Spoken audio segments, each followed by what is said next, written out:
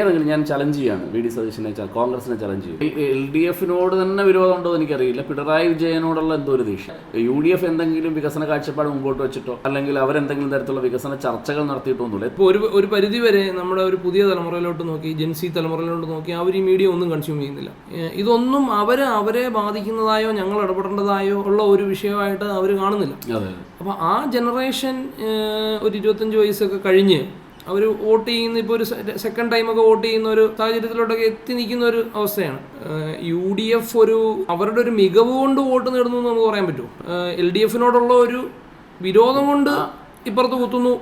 LDF-നോട് തന്നെ വിരോധമുണ്ടോ എന്ന് എനിക്കറിയില്ല. പിണറായി വിജയനോടുള്ള എന്തോ ഒരു ദേഷ്യം. ആ ദേഷ്യത്തിലാണ് ഈ മൊത്തമുണ്ട്. അല്ലാതെ UDF എന്തെങ്കിലും വികസന കാഴ്ചപ്പാട് മുമ്പോട്ട് വെച്ചിട്ടോ അല്ലെങ്കിൽ അവരെന്തെങ്കിലും തരത്തിലുള്ള വികസന ചർച്ചകൾ നടത്തിയിട്ടൊന്നുമില്ല. എത്ര വിഷയങ്ങളിൽ നമുക്കറിയാം, വി.ഡി. സതീശൻ നന്നായി സംസാരിക്കുന്ന ആളാണ്. നിയമസഭയിൽ വിഷയങ്ങൾ വരുന്നു. ആ നിയമസഭയിൽ വരുന്ന വിഷയങ്ങൾ, ജനകീയ വിഷയങ്ങൾ എന്തെങ്കിലും പുറത്തേക്ക് വരുന്നുണ്ടോ? ഏതെങ്കിലും ഞാൻ ചലഞ്ച് ചെയ്യാണ് വി.ഡി. സതീശനെ, കോൺഗ്രസിനെ ചലഞ്ച് ചെയ്യുന്നു.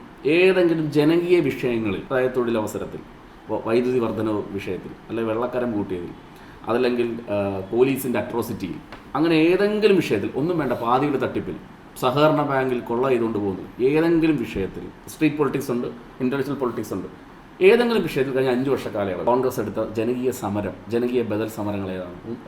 ഒരെണ്ണം ഉണ്ടോ? എൻ്റെ ശ്രദ്ധയിലില്ല.